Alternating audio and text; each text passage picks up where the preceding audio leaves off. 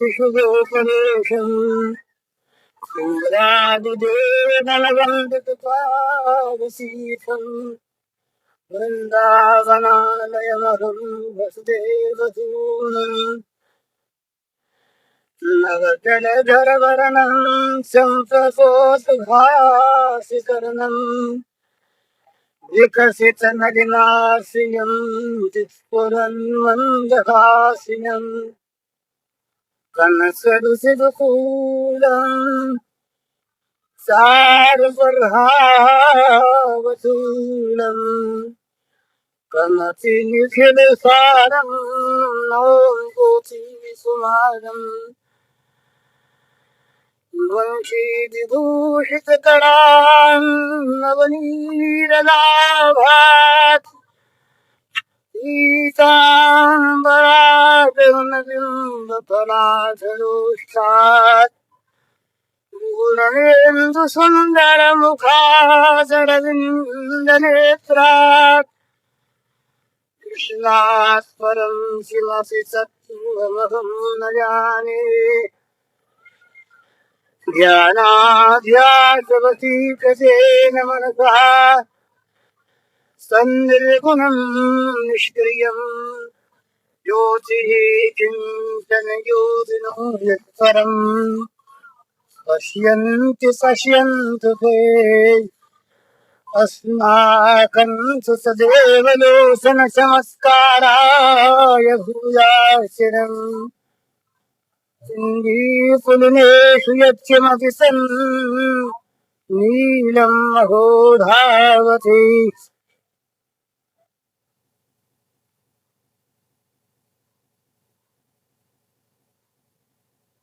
विश्व चराचर के समस्त प्राणियों के रूप में प्रकट अखिल विश्वात्मन भगवान के चरणों में लगता है। पर यह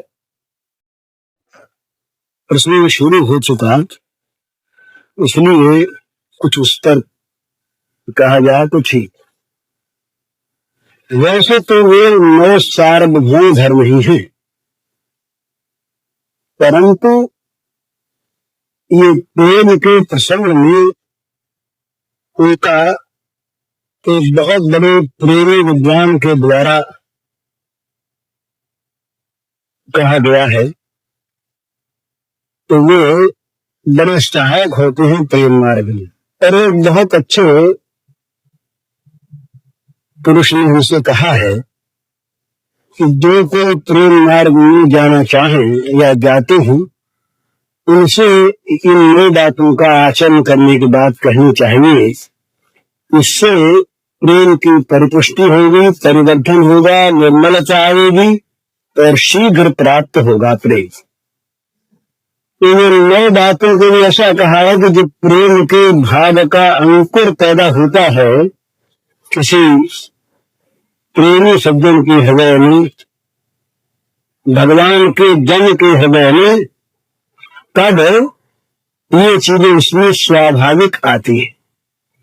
तो जिनके स्वाभाविक हैं उनको ये बढ़ानी चाहिए, और जिनमें अभी तक इनका प्रादुर्भाव कम है इनको अपने अंदर इन्हें उत्पन्न करना चाहिए और इनको अपने जीवन में उतारना चाहिए। 9 बात है: शांति, अव्यर्थ कालत्व, विरक्ति, मान शून्यता, आशा बंध, समुत्कंठा, नाम गान में नित्य रुचि, और भगवान के गुण के गान करने में आसक्ति, और भगवान के लीला स्थल में प्रीति। ये 9 चीज है। तो एक थोड़ा सा विचार करें। सबसे पहली चीज है शांति। शांति के साधारणतया 2 अर्थ हैं: क्षमा और सहिष्णुता। और इनकी बड़ी भारी आवश्यकता है प्रत्येक उन्नति चाहने वाले व्यक्ति के लिए। जब तक सहिष्णुता नहीं है और जब तक क्षमा नहीं है, तब तक भक्ति का प्रादुर्भाव नहीं होता। भगवान ने गीता के 12वें अध्याय के 13वें श्लोक में क्षमा लक्षण बताया है भक्त का।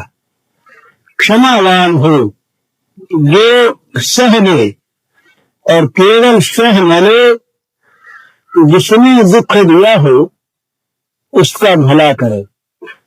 एक बहुत समझने की चीज है अक्रोध और क्षमा।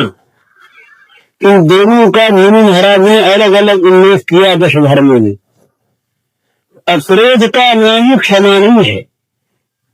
यानी किसी आदमी के द्वारा हमारा कोई बुरा होगा, प्रथम तो बहुत दफे हैं इस प्रकार की कल्पना कर लेते हैं कि अमुक ने हमारा बुरा किया। वो बुरा करता नहीं, पर हमारे मन में चूंकि उसके प्रति कुछ द्वेष की, कुछ दूसरे भाव की कल्पना होती है, इसलिए हम मान लेते हैं कि वो हमारा बुरा कर रहा है। कल्पना होती। दूसरी बात, किसी के बुरा करने पर हमारा बुरा कभी होता नहीं, सिद्धांत है। हमारा बुरा तभी होगा यदि उस बुरा होने योग्य हमारे कर्म पहले से बने हुए होंगे और वे फलदानोन्मुख होंगे। मैंने बिना प्रारब्ध के हमारा बुरा कोई कर नहीं सकता। हमारा बुरा कोई करना चाहता है यदि, तो वो हमारा बुरा तो कर नहीं सकता, उसका अपना बुरा हो जाता है। तो इसलिए हमारा बुरा करने पर भी हमारे मन में क्षोभ न हो, इसका नाम तो है अक्रोध। अहित करने वाले के प्रति भी प्रतिकूल से प्रतिकूल आचरण हमारे प्रति हो जाने पर भी हमारे मन में क्रोध न आवे, उसका बदला लेने की, दंड देने की क्षमता होने पर भी मन में क्रोध न पैदा हो। ये जहां पर बदले में बहुत बड़ी शिक्षा मिलने की, दंड पाने की संभावना होती है, वह तो कोई अपने आप दब जाता है, चाहे मन में भले ही रहे। बोले एक मारेंगे तो 5 मारेगा, तो वहां तो दब जाता है, अंदर तो नहीं दबता।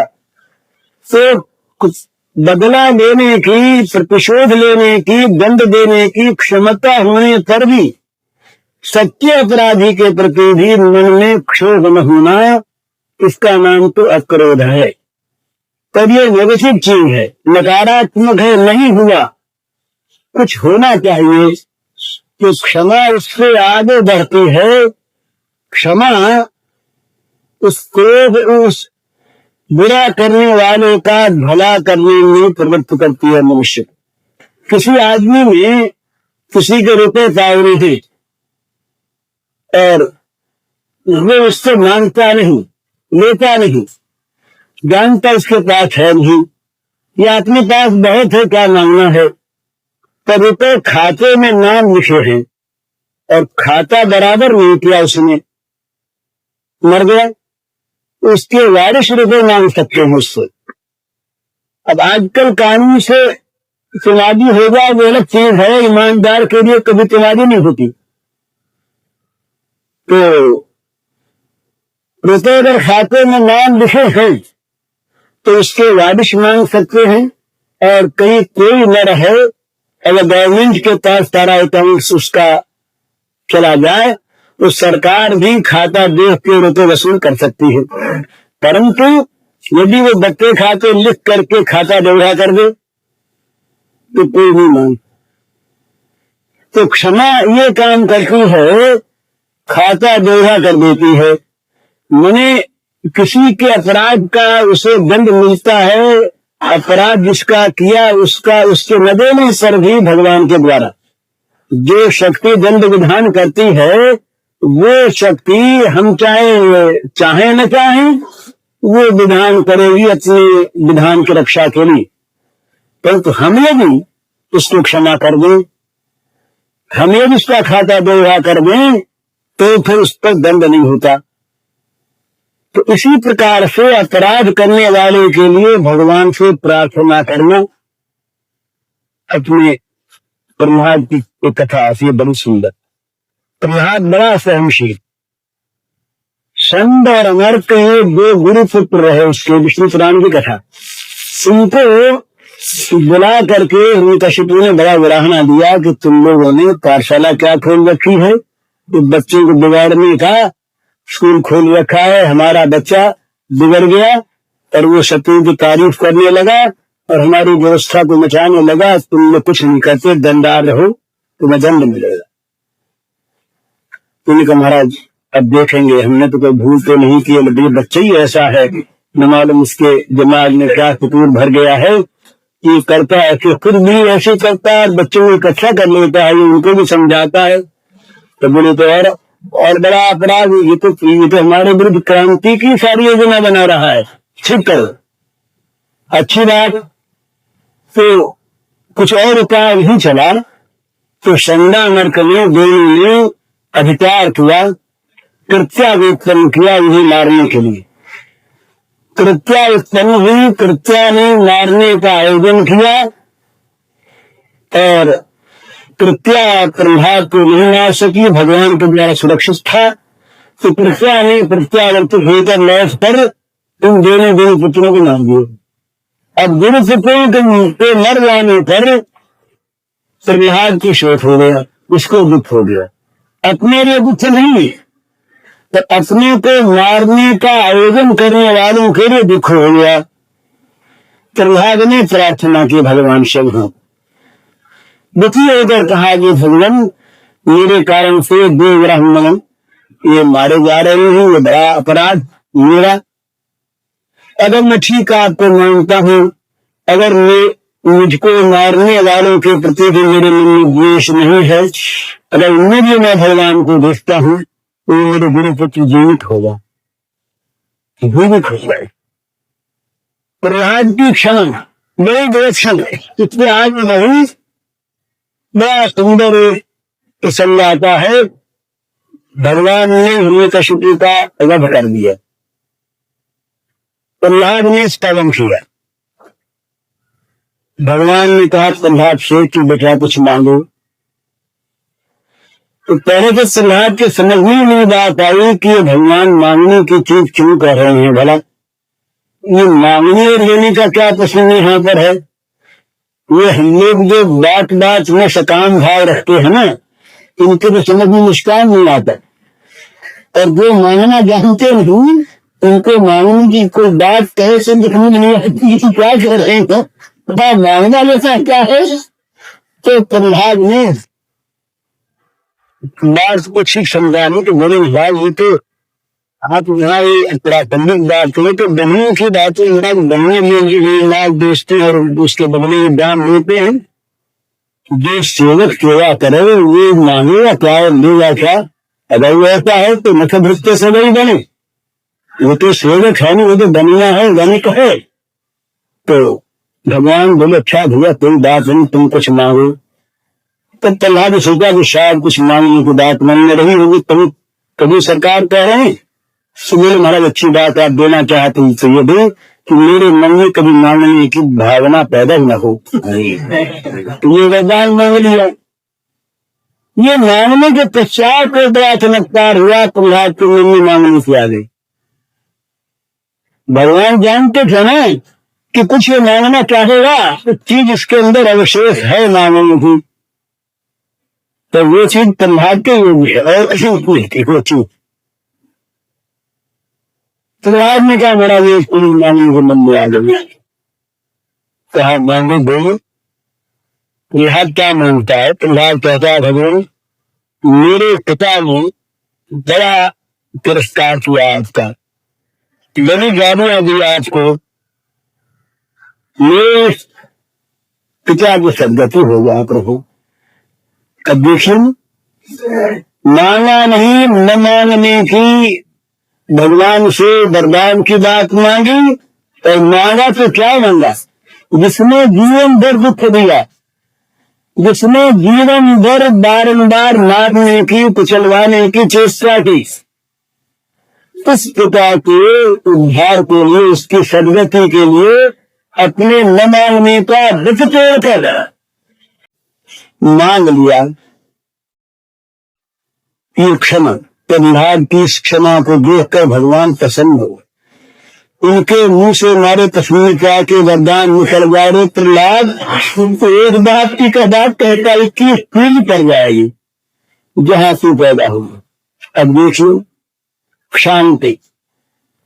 तो ये सब उदाहरण सामने रखकर ईसा मसीह ने जब कीड़े ठोकी गई कृष्ण हुआ पूछा, तो ईसा ने कहा ये भूले हुए प्राणी हैं, भगवान उनको क्षमा कर। तो इस प्रकार से सहिष्णुता या क्षमा ये प्रेमी उनसे प्रेमी यदि किसी के कहने पर बात बात में वो उखड़ पड़ता है, गिरासी बात किसी को परेशान नहीं होगा तो रहने नहीं मिलेगा। इस प्रेम के पंथ में तारीफ नहीं मिलेगी, यहाँ तो रहना मिलेगा। वो महाराज शाही तो बड़ी विकट बात कहते हैं। वो कहते हैं कि घाटी कठिन है जहाँ प्रेम के भाव, विकल मूर्छा शिशुक दो ये नग के विश्राम। नारायण घाटी कठिन जहाँ प्रेम को भाव, विकल मूर्छा शिशुक दो ये नग के विश्राम। तो रस्ते की धर्मशाला है। किसी को प्रेम के मार्ग में चलना हो तो रास्ते में कभी विश्राम करने की आवश्यकता पड़ जाए तो विश्राम कहाँ करें? विकल मूर्छा टुकड़ो, व्याकुलता मूर्छा बेहोशी और शिशक के रोना, ये तो प्रेम भाव के मार्ग की धर्मशालाएं हैं, पिकनिक स्थान है, आराम की जगह ये है, ये आराम की जगह। तो प्रेमी भी और नाम भी क्या है? प्रेमी भी हो आराम भी क्या है? प्रेमी भी और सहन भी न कर सके, बात बात में उतरे वो प्रेमी। वहां तो ऐसी ऐसी बात मिलती है महाराज, कभी कभी स्वयं प्रेमात भगवान ऐसा बात देते हैं कि ये तो बिल्कुल पर आए थे, बड़े निष्ठुर हैं, बड़े निर्दयी हैं, कुछ है ही नहीं। इस प्रकार से डांट देते प्रेमी को। पर प्रेमी कहता है कि तुम डांटते हो ना, तुम अपना निर्णय तो डांटते कैसे? एक बड़ी सुंदर एक बंगाली कवि की कविता है, एक भक्त की, वो कविता मुझे याद है, उसका भाव लगाता हूँ। एक देवी थी पत्नी, किसी की धर्म पत्नी थी, तो उस पति ने उसका परित्याग कर दिया, दुहागिन हो गई और पति उसे दुख देता। तो उससे किसी ने कहा कि तुम ऐसे पति का भी तुम नाम जपती हो, तुम उसके प्रति भक्ति रखती हो, ये क्यों रखती हो भला? तो उसने कहा कि मैं क्या ये चाहती हूँ कि मुझे वो भोग सुख दे? मैं क्या ये चाहती हूँ मेरा वो सम्मान करे? मेरा सबसे बड़ा सुहाग ये है कि उनको याद रखते हैं, अपना मानते, याद न रखते, अपना न मानते तो दुख कैसे देते? दूसरे को तो दुख देना तो मुझे डरना पड़ता है ना।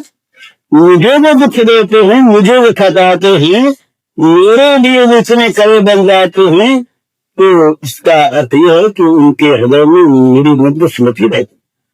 चाहे दुख देने के लिए स्मृति रहे तो स्मृति रहती है ना। तो इससे बढ़कर मेरे लिए सौभाग्य क्या होगा? ये सहनशीलता, शांति, बुरे बर्ताव में भी अच्छाई दिखती है। और ये चीज बड़ी सुंदर है इस प्रेम मार्ग में कि प्रीतम का दोष कभी दिखता ही नहीं।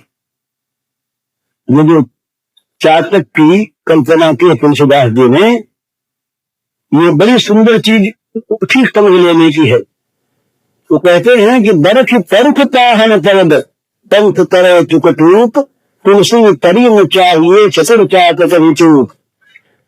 वो मेघ बरसे नहीं, प्यास मारे, ये अलग चीज, परंतु वो बड़े कठिन कठिन पत्थरों को बरसाकर और सारे पाखों को तोड़ डाले, तब तो वो चातक बेचारा ये कहे तो क्या अपराध कि देखो हमने इतना भजा, न मिले, न सुख दिया, न दर्शाया चाकर के लिए स्वाति की बूंद का जल, शरीर नाश कर दिया, प्राथमिक विवेचन कर दिए, वो तब भी प्रेम करता है। तो तुलसीदास जी कहते हैं कि भाई वो प्रेम क्यों करता है, तो कहा वो प्रेमी है, वो लेन देन करने वाला, नाप तोल करने वाला व्यापारी नहीं।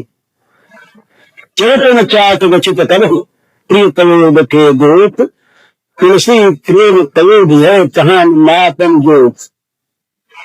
वो कहते हैं कि अपने प्यारे मेघ के दोष शासक के चित्त में कभी उदय नहीं होते। क्यों नहीं उदय होते कि तुलसी प्रेम तवे भी है, वहां तो प्रेम का समुद्र लहरा रहा है। मातन दो, हाँ मात तोल नहीं, लेन देन नहीं, व्यापार नहीं। तो इस प्रकार से इसका नाम शांति। पहले ही हमने प्रेम शुरू किया, जरा से प्रेम की बात की और भगवान से चाहने लगे कि वो तो हम जो कहें वैसा ही करें, और न करें तो हम नाराज। तो ये प्रेम थोड़ी है, ये तो प्रत्यक्ष काम है जो प्रेम के नाम पर अपने मन की करवाना चाहता है भगवान। इसमें सहनशीलता नहीं और क्षमा नहीं। तो अपने मन में इस प्रकार का भाव रखे कि तहा टूट सवे, अपने ऊपर आग लग जाए, अपने मन से सारी विपरीत बातें भगवान कर दे। हम जो चाहते उसे न करें और जो न चाहते उसे बार बार करें। प्रेमी की यही पर परीक्षा होती है कि प्रेमा तब जो चाहे वो तो बिल्कुल करना छोड़ ही दे, और न चाहे वो बार बार करे, और वहां पर भी उसका प्रेम कायम रहे बढ़े। इस प्रकार के आदर्श को सामने रखना ये शांति का आदर्श है। दूसरा अव्यर्थ कालक, ये दो काम कीजिए। बोले क्या करें, समय तो कच्चा नहीं, तो चलो ताशी चलो। ये हम लोग करते हैं ऐसा कि बोले क्या करें, दिन तो बड़ा है, काम तो छह नहीं। तो ये अकर्मण्यों के लिए, आलसियों के लिए कभी काम नहीं होता था, 1000 काम बड़े रहे, उनके लिए काम नहीं। तो वो निकलने लोग बोले चलो ताशी चलो। ये साधु भय से बिगड़ जाते हैं। साधु एक समय करें, हमारा साधु पर आक्षेप नहीं करता, बिगड़ गया तो क्यों है कि घर पे काम कर दिया छोड़े, और काम पास रहा नहीं, भजन का भी अभ्यास नहीं। तो कहते अच्छा दमी लगा लो, तो गाजे लगा लो, क्या साधु होते थे, तो एकदम लग जा, जरा छान लो, बांध छल जाए। ये क्यों होता है? इसलिए होता है कि उनका काल तो कच्चा नहीं। तो काल काटने के लिए प्रमाद का आश्रय लेता है आदमी, स्वभाव प्रमाद का आश्रय लेने। प्रमाद दो काम करने का उसे न करना, और दो काम न करने का उसे करना। मन से, वाणी से, शरीर से व्यर्थ की बकवाद करना। बैठ जाए 5 आदमी पर चर्चा करने के लिए, बड़ी प्यारी लगे, और उसमें निंदा हो लोगों की। वो संत तो कहते हैं निंदा स्तुति दोनों को छोड़ दो। अन्य विवेक गुण चिंतन मार्ग मुखिया, देश गुण चिंतन मुंह से तो देश मार्ग रहा, मन में याद दिला किसी का देश गुण। अध्यक्ष काल का अर्थ यही है कि जिसके मन में नित्य भगवान रहे। भगवान ने कब बताया, उसने कहा मन का नाम मेरा प्रसाद संयतम नमन मात्र बनित है। समझ में नहीं आती कि मन नाम कहते रहे। असली बात है, जितना मन बोलता है उतना वाणी बोल नहीं सकती। मन जितना बोलता है तो उतना बोलने के लिए वाणी के पास न शब्द है और न समय है। थोड़े से समय में जितना मन बोल जाता है और ऐसी मूक भाषा में बोल जाता है कि उसका धर्म करना, उसका अनुवाद करना मुश्किल है वाणी के द्वारा। तो अध्यक्ष काल का अर्थ यह है कि वृक्ष में मैंने भगवान के सिवा प्रेमी अपने प्रेमास्पद श्री कृष्ण श्याम सुंदर राधा बंधु भगवान शंकर जो कुछ का प्रेमी हो, प्रेमास्पद हो, उसके सिवा दूसरे के चिंतन में, दूसरे के कथन में, दूसरे के श्रवण में कभी भी अपने समय को मुक्त हो गए। लगाने नहीं तो होता है, लगाने में तो अपने अच्छे में लगाए, दो अच्छे काम है, किसी में उसमें लगाया। यहाँ तो खोना है, व्यर्थ न खो गए अपने समय को, काल को। ये समझे कि एक एक जीवन का श्वास ये हमारे प्यारे की संपत्ति है, भगवान की संपत्ति है। हमारा श्वास, हमारा जीवन हमारा नहीं, भगवान की संपत्ति है। तो हमारा प्रत्येक श्वास भगवान की सेवा में लगे, तब तो जीवन हमारा सार्थक। और एक श्वास भी यदि दूसरी किसी स्मृति में लगा, दूसरे काम में लगा, तो इतना व्यर्थ गया। तो ये इस प्रकार की जब मन में किसी के तो दृढ़ भावना होगा तभी होता है। तो क्षण भर के लिए भी भूल जाना तो उसको अच्छा नहीं लगता, दूसरा काम सुहाता नहीं। ललित किशोरी जी के पास गए लोग, घर वालों गए, घर वालों ने जाके कहा कि ये शाह जी दो भाई रहे, लखनऊ के रहे, बड़े आदमी रहे। तो घर वालों ने जाकर के कहा, उनकी दशा देखी, पड़े हुए मिट्टी में धूल में पड़े लोट रहे, रजनी समझाया बुझाया, क्या भाई कुछ तो ले लो, कुछ तो नहीं लिया। आखिर यहाँ तक कह गए कि ज्यादा बात करने लगे, बोलने लगे, तो नहीं सुहावे जगत की चर्चा, एक जलगर की चर्चा सहती। ललित किशोरी तार लगाए, माया की सरिता बहती, बोले भैया जैसी बात लगा। पहले तो जरा समझाया बुझाया, हमको आवश्यकता नहीं, आवश्यकता नहीं, आवश्यकता नहीं, नहीं ना सभी ले लो, सभी ले लो। तो आखिर ये कह दिया कि भैया हमसे अगर बात करनी हो तो हमारे प्यारे श्याम सुंदर की बात करो, तो नहीं तो हम डरते, माया की नदी बहती, कहीं उसमें बह गए तो आफत होगी, तुम लोग चले जाओगे। तो दूसरी बात, दूसरी चर्चा सुहावे नहीं, भावे नहीं, और कोई करने वाला हो तो वहां से अपने आप कान मिल जाते हैं, कान वहां रहकर नहीं सुनते। ये हम लोग प्रत्यक्ष देखते हैं, मैं यहाँ भी देख रहा हूं ना। तो आप लोगों में से अगर किसी का मन तरफ होगा, कान बहरे नहीं कर भी आप ये कहेंगे, मानेंगे कि भाई तुम बोल तो रहे थे पर हमारा मन दूसरी तरफ था, हमने सुना नहीं।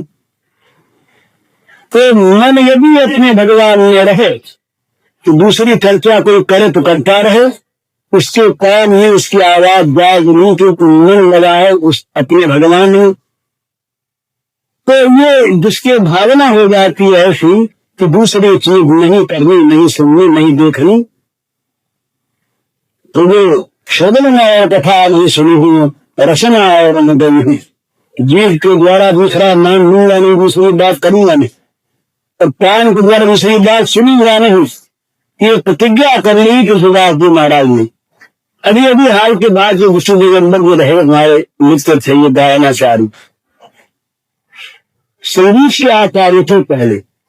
पहले का जीवन कैसा मुझे पता नहीं, लेकिन उनका अंतिम जीवन जो है वो इतना बढ़िया जीवन कि क्या कहा जाए। वो संगीताचार्य, संगीताचार्य, और उनके पास आने वाले लोगों में भक्त नहीं, थोड़े भक्त आते, बाकी संगीत सीखने वाले, और संगीत सीखने वालों में केवल हिंदू नहीं, पारसी भी, मुसलमान भी, ईसाई भी संगीत विद्या सीख रहे, संगीत कला सीखने आते।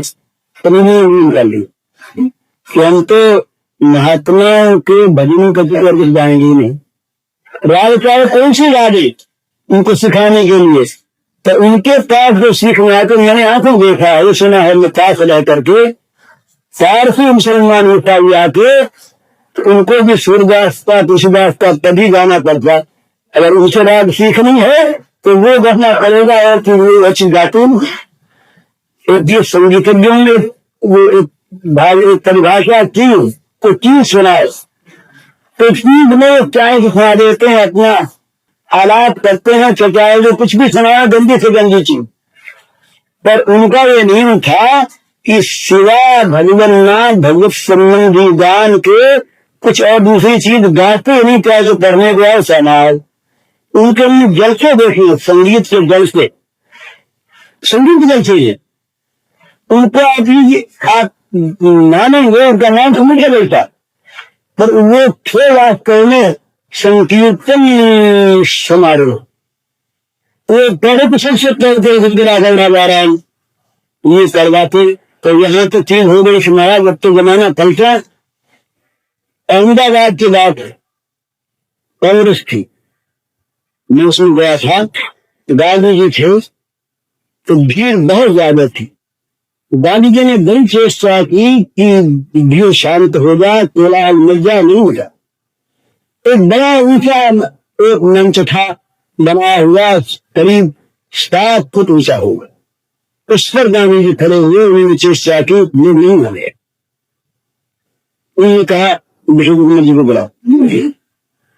ये गए, उनका नवाब आप शांत कर बोले, अभी कर देते। चले ऊपर और लगे तो राघव राजाराम शुरू हो, दूसरी कोई चीज नहीं। और उनके वो दान में ये महापुरी कि तमाम जनता रखती थी राघव राजाराम बोलने, लेकिन मेरे को नहीं कर सकेंगे। लाखों जनता अपने आप निस्तब्ध हो गई, राजाराम बोलने लगी, तमाम कोलाहल शांत हो गया। उस समय गांधी जी ने कर दिया था कि प्रत्येक कांग्रेस में राष्ट्रीय गीत के बगैर शंकर जी का तो राजाराम होता था। उसे मुसलमान, ईसाई, पारसी सब बोलते थे, और वो कहते थे कि जगन्नाथ जी हमें सुना से कि ये हमारा नेशनल एंथम है, राष्ट्रीय गान है, वो हमारा उसे गाते, सब गाते। उसके बाद हम उनके बात और देखी कि उनके कान में निरंतर राघव राजाराम पढ़ता रहे। उन्होंने व्यवस्था की, तो चाखाने जाते तो दो विद्यार्थी बाहर खड़े थे, राघव राजाराम गाते रहते, जिससे उनके कान में रघुपति राघव राजाराम पढ़ता रहे। समाज से सोचे तो विद्यार्थी रहे, उनके विद्यार्थियों का एक ही घंटे का पहरा रहता, दो का, कि जिसमें रघुपति राघव राजाराम उनके कान में सोए हुए भी पढ़ता रहे। ये उन्होंने व्यवस्था की। दूसरी चर्चा कोई करता उनसे तो रघुपति राघव राजाराम करने लगते। गायना चालू थे, संगीतज्ञ थे, वो लंबी कथन पढ़ने लगे और फिर उन्हें रामचरितमानस का गान प्रारंभ किया। माए सुनती वो पुस्तक मासिक में अध्ययन जिसकी पूजा होती है, वो लोग मंडल बनाया, उसका नाम था राम नाम आधार मंडल। श्री राम नाम आधार, किसी प्रकार से भी दूसरा काम न हो, दूसरी चीज कान में न आवे, दूसरी चीज सुननी न पड़े, केवल अपने भगवान का स्मरण सेवन, अव्यर्थ काल से एक क्षण भी दूसरी चीज में न जाए। अरे जैसे यहाँ फुर्सत नहीं मिलती ना, वैसे वहां फुर्सत नहीं मिलती। हरिदास महाराज ने वेश्या से कह दिया कि मैया तुम तो आई पर हमें फुर्सत नहीं मिली। क्या काम कर रहे थे, फुर्सत नहीं मिली? नाम कीर्तन कर रहे थे, ये काम था। फिर वो हमेशा उनकी जीभ उनके कान करने। एक महाप्रभु के शिष्यों में एक रहा जिसकी वाणी से निरंतर नाम निकलता, तो लोग तो ध्यान करने बैठते हैं, तो वो लोग ध्यान तो करते हैं, पीछे बोले कौन कौन सोता, जरा इसको देखें। और फिर वो कहेंगे कि आज हम लोग सो रहा था भाई, उससे पूछेगा आप ध्यान करते थे कि सोने वालों को देखते थे? तो सोने वालों को देखो, सोने वालों को देखते हैं। तो वहां भी कोई था। तो एक दिन वो गया जंगल में, वो जा करके देखा कि वो भक्त जंगल जा रहा है और उसके मुंह से ध्वनि निकल रही है। तो उसने आकर के महाप्रभु से कहा, चैतन्य से, कि अमुक आदमी जो है वो बड़ा भ्रष्ट आचार वाला है। क्या किया उसने? तो कहा कि वो पाखाने फिरते समय वो भगवान का नाम कीर्तन करता है। जैसा करता सुना आपने? हाँ सुना। बुलाओ उसको। बुलाया उसको, पूछा कि भाई ये कहते हैं ये क्या सत्य है, तुम पाखाना फिरते समय नाम कीर्तन करते हो? ये क्या महाराज करता तो भाई ऐसा नहीं करना चाहिए। ठीक, बोला नहीं, लौट गया। अब वो तो फिर देखने का दूसरे दिन की करता ही नहीं करता, तो दोष देखना है। तो आज उसने देखा कि वो बैठा है, पाखाने फिर रहा है, और उसने अपने हाथ को मुंह में डाल रखा, अंगुली को मुंह में डाल। बोलता तो नहीं पर मुंह में उंगली डाल रखी है। वो उसको और क्षोभ हुआ। उसने आगे कहा चैतन्य से कि महाराज वो तो अत्यंत ही भ्रष्ट है, उसका आचार बिल्कुल बिगड़ा, कल तो बोल ही रहा था, आज तो मुंह में हाथ रखे बैठा।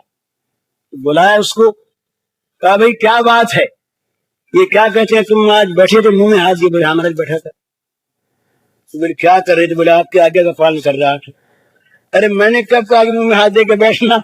तो आपने कहा था कि नहीं ऐसा करना ठीक नहीं, पाखाने सोचे नाम लेना ठीक नहीं, और मेरी जीभ मानती नहीं, तो मैं जीभ को पकड़ बैठा था। क्या करते बताइए, आपकी आज्ञा मुझे पालन करनी थी और मेरी जीभ मानती नहीं, तो मैं कहता कि जीभ को पकड़े बैठा था कि मेरी जीभ बोल न जाए। तो महाप्रभु ने कहा भैया बताओ क्या करें इसका। तो ऐसा अभ्यास हो जाता है जीभ को, कान को, आंख को, शरीर को, मन को, कि वो फिर दूसरी चीज करना नहीं चाहते, सुनना नहीं चाहते, देखना नहीं चाहते। प्रत्येक क्षण उनका बीतता है अपने प्रियतम की सेवा में। इसका नाम है अव्यर्थ कालत्व। अव्यर्थ कालत्व। तीसरी चीज बड़ी आवश्यक है, संक्षेप में कह रहा हूं मैं, तीसरी बड़ी आवश्यक चीज है विरक्ति। हम लोग जहां प्रेम प्रेम चिल्लाया करते हैं ना, वहां कह देते हैं प्रेम में वैराग्य की आवश्यकता नहीं। मैं भी कहा करता हूं बहुत बार ऐसा। तो वो हो सकता है कि प्रमाद हो सकता है सिद्धांत हो। प्रेम में वैराग्य करने की आवश्यकता नहीं है, पर प्रेम के राज्य में विषय विराग का प्रवेश, विषय के राग का प्रवेश नहीं है। कोई राग हो तो वैराग्य करना पड़े। यदि विषय राग है तो प्रेम के राज्य में प्रवेश नहीं है। हमारा विषयासक्ति जिसके मन में है उसका भगवान के प्रेम के राज्य में प्रवेशाधिकार नहीं है, प्रवेश नहीं उसका। तो वहां वैराग्य करना क्या पड़े? राग हो तो विराग करे।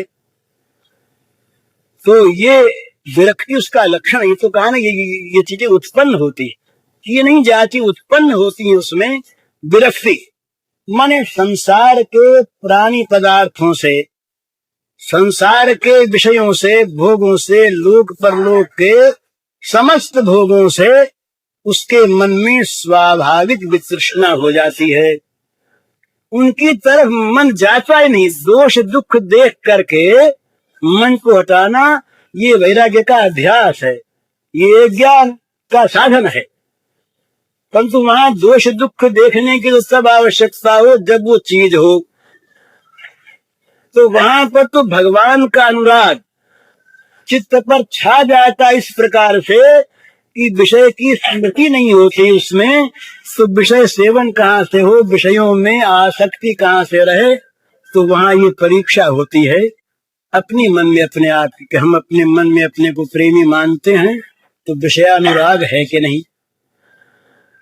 वहां ये चीज नहीं है। एक और समझ लेने की बात है, विषयानुराग न होने का अर्थ विषयों का परित्याग नहीं है। वहां पर स्वरूप से भगवान में आत्यंतिक आसक्ति है और घर का प्रत्येक पदार्थ ये भगवान की सेवा में समर्पित होकर उनकी वस्तु बन चुकी है। अपने उस पर राग करना पाप, अपने उस पर ममत्व करना अपराध है, उसको अपना मानना अपराध है। अपने सहित अपना सब कुछ भगवान के समर्पित हो गया। अब भगवान की वस्तु के संभाल भले ही करें। वो श्री यशोदा मैया के लिए एक बार ऐसी बात उठी। अब रात दिन घर के काम में रहने लगी। जब श्री कृष्ण नहीं हुए थे तब तो सत्यनारायण की कथा भी कहाती और पंडितों को बुलाती, उनसे सुनती सुनाती और घर में मन नहीं लगता उसका। अब तो दिन रात घर का काम करने लगी। तो अड़ोसी पड़ोसी इकट्ठी हुई, एक दिन बोली मैया तेरे से कन्हैया क्या हुआ? वो तो घर में आसक्त हो गई।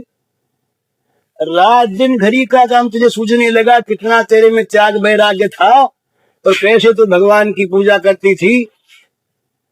तो उसने कहा, यशोदा मैया ने, आओ भैया कि भगवान की तो पूजा करती हूं मैं, ये नारायण ने ही तो कन्हैया दिया है मुझको, और नारायण ने मुझसे कह दिया है, नारायण की उपासिका थी कि ये कन्हैया मेरे समान है, तो इस कन्हैया की सेवा किया कर। तो मैं घर संभालती हूँ क्या मेरी संभालती हूँ? अरे गायों को न संभालूं और अच्छा दूध न दुआ जाए, कन्हैया को न मिले तो उसको दुख होगा। तो घर को संभालना सारा का सारा ये कन्हैया के लिए है, अपने लिए नहीं। तो मैया घर संभालने लगी, घर में आसक्ति मैया की दिखने लगी, पर वो घर में आ सकती नहीं, वो आ सकती है कन्हैया। वो एक काला चांद गीता में वो लंबी कथा, तो फिर कभी एक स्टांश महात्मा ने कहा कि तुम सिर मुड़वा दो, बाल बाल मुड़वा करके अपने सिर के चोटी वोटी सब, और राख वाख लगाओ, तप करो, तब भगवान मिलेंगे। तो वो बोली कि ये कौन से भगवान की बात कैसे है? हमारे भगवान जो हैं वो तो हमारे केशों को देखकर पसंद होते हैं, तो हम तो इसीलिए केश रखते हैं कि वो पसंद होते हैं। माने केशों में राग नहीं है बाल संवारे जाएं या मुड़वाए जाएं, वो अगर चाहें कि तुम बाल मुड़वा दो तो अभी मुड़वा दें, और वो चाहते हैं केश रखो तो अभी रखें। तो उनके लिए बोले हम जब अपनी ये कृष्ण केशों को देखते हैं, कभी कभी हमारे प्राणनाथ जब बाहर गए उनकी याद करनी पड़ती है ना हमको, तो लंबे हमारे केश उनको सामने कर लेते, कृष्ण केश हैं तो स्मृति हो जाती, इसलिए हम बालों को रखते हैं। हमें बालों की शोभा से क्या मतलब है? निजांगोपियागोप्य समुपासते साभ्यम बिना नमी पार्थ निगूढ़ प्रेम भाजनम। तो कहीं आसक्ति नहीं है, और सब कुछ भगवान के समर्पित है। इस समर्पित भाव से तो विरक्ति, कहीं भोग सामने आ जाए और वो भोग कहीं भगवान को भुला देने वाला हो, तो वो प्रेमी समझेगा कि मेरे पर वज्रपात हो गया, नरकों में आ गया, मैं इतनी बड़ी बुरी दशा मेरी हो गई कि ये भोग मुझे भगवान को भुलाने वाला बन के आ गया।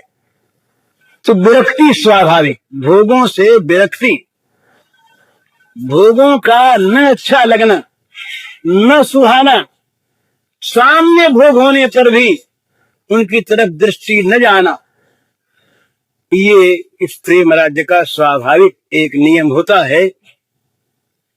विरक्ति, विरक्ति का अर्थ ये नहीं मानना चाहिए कि वैराग्य की कवाज की जाए या वैराग्य का वेश बनाया जाए। विराग जो है ना, ये क्या चीज है? राग के अभाव का नाम विराग है, तो राग का अभाव मन में रहता है। हम अपना नाम वैरागी रख लें और व्यापार करें, खूब दुकान चलाएं, और उस व्यापार में हमारे लाभ हानि में सुख दुख होता हो, तो नाम वैरागी है हमारा, हम वैरागी नहीं। वो सुदामा के गले में हाथ डाल करके बैठ गए, श्याम सुंदर पलंग पर बैठा दिया, बड़े प्रेम से कहने लगे, भैया देख, जैसा तू वैसा ही मैं, तेरे मेरे में कोई फर्क नहीं है, तेरे पास भी कुछ नहीं, मेरे पास भी कुछ नहीं। मैंने जो विषय स्वरूप से परित्यक्त है, मन से भी सुदामा के पास, कृष्ण के पास भी कोई विषय नहीं है, वो अपने आप ही है, दूसरे कुछ उनके पास है नहीं। तो बड़े मजे में, और सुदामा ने मान लिया, इनके पास भी कुछ नहीं है, हमारे पास भी कुछ नहीं है, बराबरी की चीज। ये वैराग्य का आदर्श है। किसी चीज में कहीं भी आसक्ति नहीं, कहीं भी ममता नहीं। इस प्रकार की विरक्ति प्रेमी के हृदय में उदित होती है।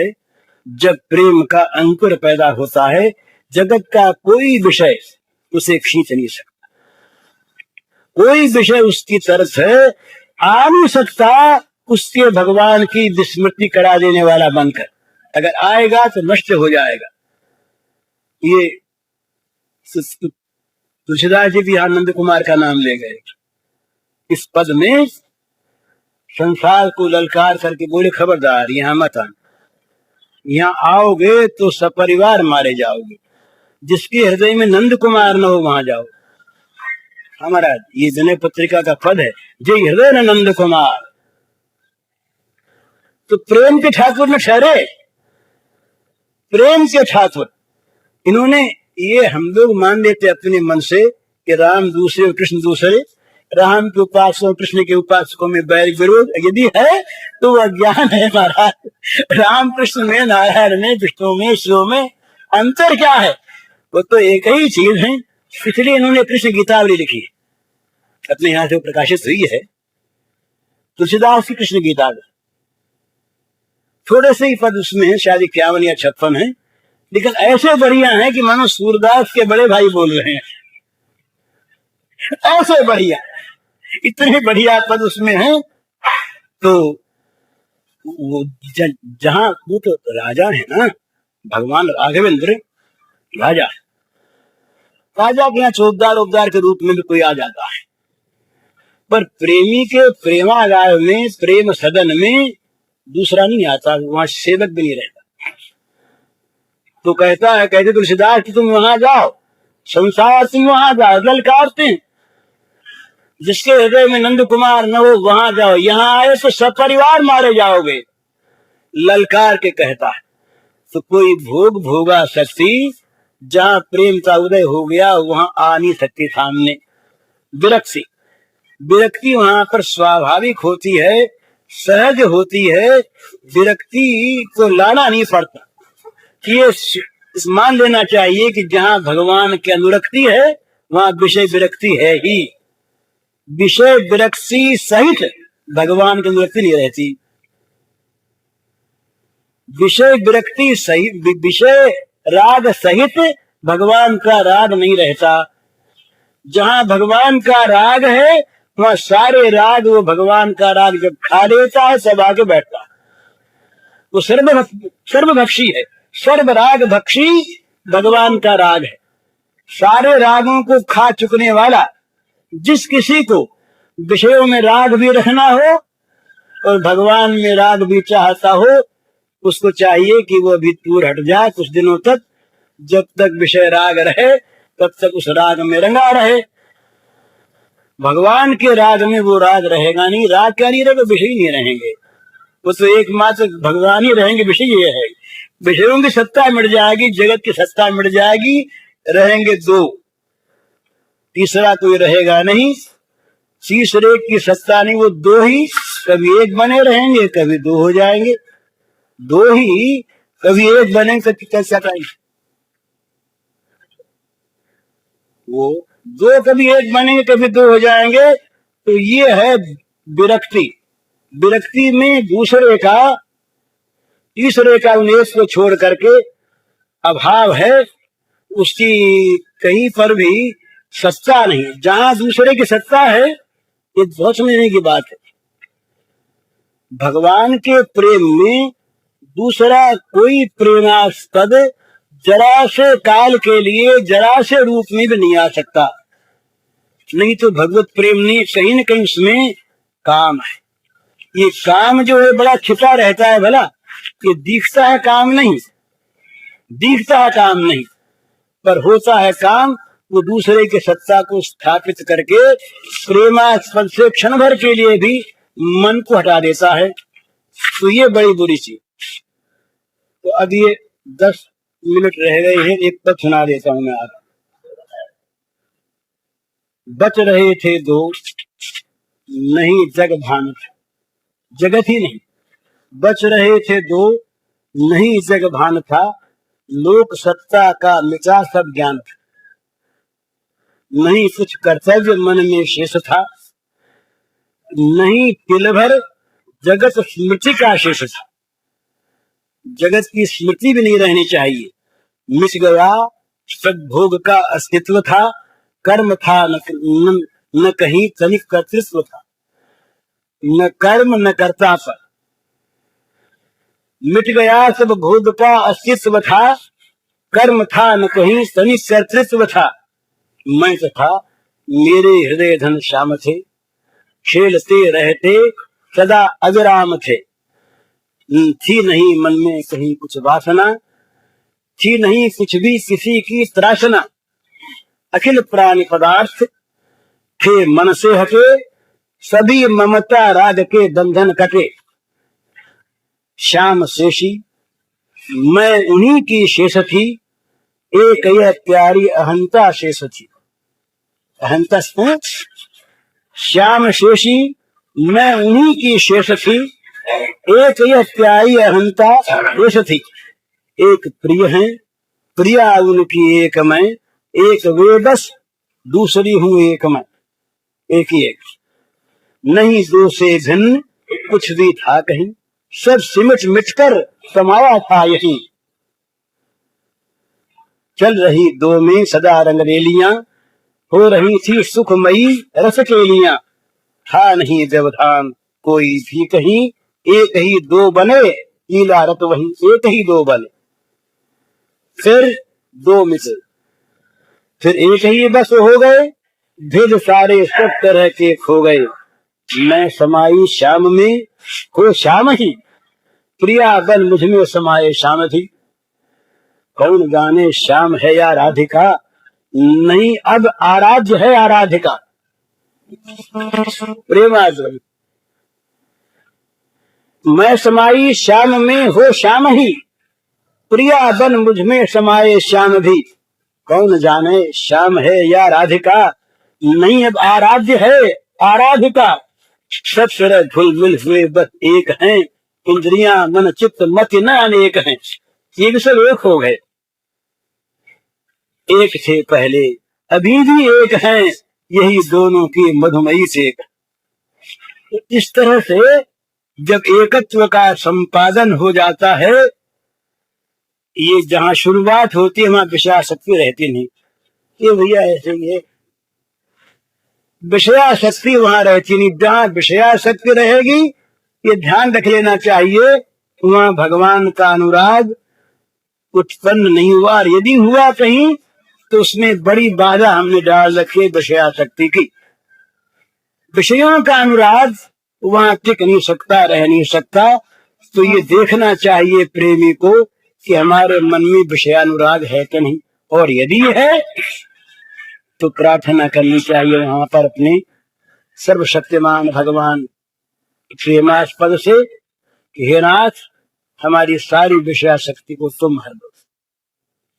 हमारे वहां पर यही जो कल वाली बात है, हृदय की चाह यदि हमारी सच्ची होगी, हृदय के जीवन की चाह कि हमारे जीवन में विषयाशक्ति न रहे, हमारे जीवन में विषयों का भोगों का मोह न रहे, और हम अपना जीवन भगवान को अर्पण ही करना चाहते हैं, ये जीवन की चाह होगी तो महाराज भगवान हमारे जीवन को खींच लेंगे और खींच करके अपने आप धो धुआ कर साफ कर देंगे। पूरा करके साफ करना फिर उनका काम होगा, हमारा काम नहीं।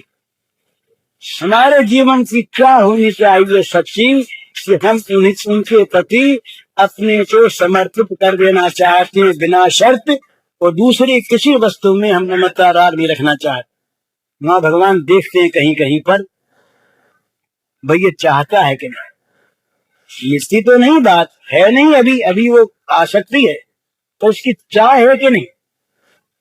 तो कहीं ममता की चीज को थोड़ा सा छीनते हैं, वो कहीं ममता की चीज को छीनते हैं, और कहीं सांसारिक सुख जो उसके अनुकूल है उसमें प्रतिकूलता पैदा कर देते। वहां पर वो प्रसन्न होता है या नाराज, उसके मन में क्षोभ होता है या भगवान के विधान पर, मंगलमय प्रभु की सुखमयता पर विश्वास करके शांति। ये संसार में जो कुछ भी होता है, ये एक बात पे ध्यान रखने की होना ही है, बस इसको बदलने की चेष्टा न करे, कोई लाभ नहीं। अगर बदल भी दिया गया किसी अनुष्ठान इत्यादि से तो रहने वाला नहीं, अनित्य। दूसरी बात ये समझे, इससे ऊंची बहुत ऊंची कि भगवान का मंगल विधान है, ये हमारे मंगल के लिए हो रहा। और इससे भी ऊंची बात ये प्रेमास्पद का सुख है, प्रेमास्पद का सुख है। इसको देखकर, इसको बनाकर वो सुखी हैं, उनका सुख ही हमारा परम सुख। इसलिए उसमें क्षोभ तो होता ही नहीं, अशांति तो होती नहीं, उसका बदलना तो वो चाहता ही नहीं, उससे पकड़े रहना चाहता है कि प्रेमास्पद के सुख की चीज, इसलिए ये बनी रहे, मुबारक रहे हमेशा, ये बड़े स्वागत की चीज, वो स्वागत करता है उसका। तो वो एक परीक्षा सी होती है वहां पर, ममता की चीज जरा सी हर ले से, वहां उसको प्रसन्नता। वो कठिन चीज है महाराज, कहना बड़ा कठिन, मैं तो केवल कहता हूं, मुझ में होती है बात की नहीं है। नरसिंह जी महाराज रहे, नरसिंह जी के जवान लड़का बड़ा भजन करने वाला, अनुकूल, जवान बेटा मर गया। मरना चाहते नहीं थे, किसी का मरना चाहना ये तो द्वेष है, ये पाप है किसी का भी, लेकिन मरने के बाद भगवान का सुख यदि देखे वो अलग चीज। लड़का मर गया जवान, इनको पता लगा लड़का मर गया तो हंसने लगे, ना बोले भलू थयू भांगी जंजाल सुखे भजीशु श्री गोपाल। ये गुजराती पद है, भलू थयू गी जंजाल सुखे भजीशु श्री गोपाल। बड़ा अच्छा हुआ, उस जंजाल ही कट गया। भलू थयू भांगी जंजाल सुखे भजीशु श्री गोपाल। अब तो सुख से भगवान का भजन करेंगे, आनंद हो गया। अब तो जंजाल था, कभी कभी चिंता हो जाती थी ना, चलो बड़ा अच्छा हो गया। अब बेटे के आने जाने में जो कुछ होता है होता ही, आने जाने वाला आ जाएगा ही, और मरना रोक भी नहीं सकते हम, और रुक करके सुख हो जाएगा ये भी कोई ठीक नहीं। मरने के बाद रोवे तो रोता रहो, रोने की सुख घाट लगेगा नहीं, वो बच्चा तो आएगा नहीं वापस। और भगवान के प्रेम को उसमें देखा, भजन की सुविधा देखी, तो सुख भी हो गया और भगवान भी मिल गए। तो इस प्रकार से कभी कभी भगवान ये चाहता है कि नहीं जीवन से केवल हमको, वो चाहते, भगवान कहते भी ये हमको चाहते हो तो जगत के सुखों से वंचित रहना पड़ेगा। हमारा सुख मिलेगा जहां राम तह काम नहीं, जहां काम नहीं राम। तुलसी कबहू न रह सके रवि रजनी एक ठाम, सूर्य और अंधकार की मई रात्रि एक स्थान पर एक साथ नहीं रह सकती। इसलिए अगर हमें चाहते हो तो भैया तैयार हो जा, हम तुम्हारे घर को जलाएंगे। पलीता लेके आते हैं जलाने के लिए, हो तैयार? जरा महाराज ठहर जाओ, हाँ ठहर जाओ, कोई आपत्ति नहीं, ठहर के आएंगे। तुम जब कहोगे तब, जब चाहोगे तब, पर जब आओगे तब सत्य खाक पर तुम्हें नाचना पड़ेगा। सत्य पर जला उला करके उसके भस्मावशेष पर तुम अगर नाचने के लिए प्रस्तुत हो तो आ जाओ, और नहीं तो भैया थोड़े से दूर रहो। प्रेम पंथ पावक निजवाड़ा, भाड़ी पाछा भागे जोने, मान पड़ा ते महारस माने, देखना राजा से जोने।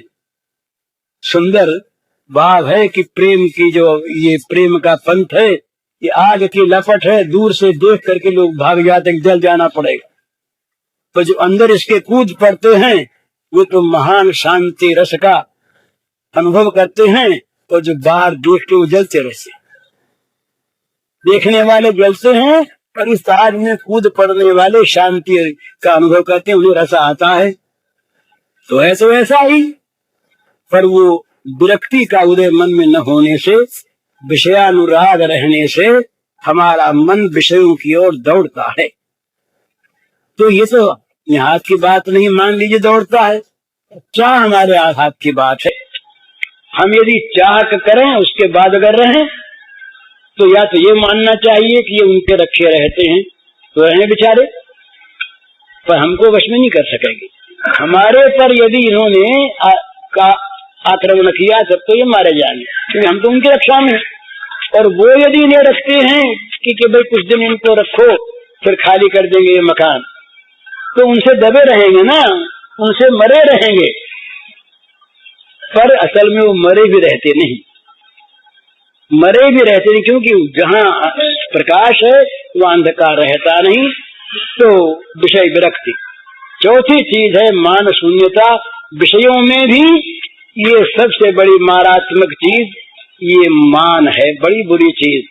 सब विषयों का त्याग करने के पश्चात भी मान की भूख मन में रह जाती है, और वही मान प्रशंसा कीर्ति का रूप बनता है। उसमें भी भावी मान है एक। यश जो है ये मान मंदिर ही है।